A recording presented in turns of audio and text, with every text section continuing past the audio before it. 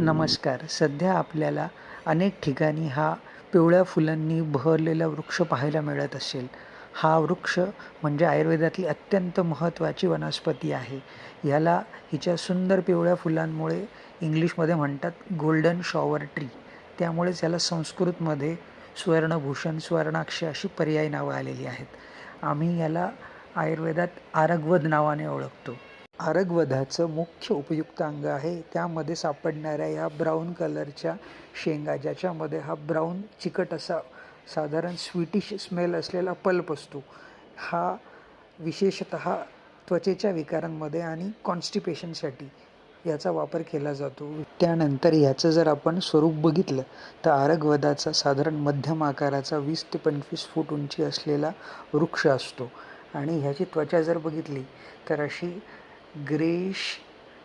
Green कलरची आणि त्याच्यावरती हात लावला तर एक व्हाईटिश पावडर आपल्याला लागते अशी त्वचा असते.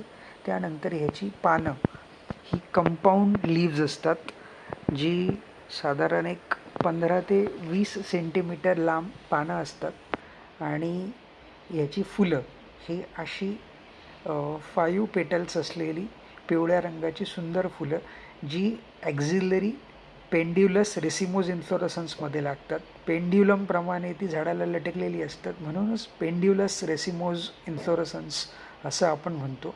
त्यानंतर ह्याची फळं जी कच्ची असताना हिरवी आणि पिकल्यानंतर अशी ब्राउनिश ब्लॅक कलरची होतात आणि मगाशी सांगितल्याप्रमाणे स्वीट स्मेल असलेला यात पल्प सापडतो.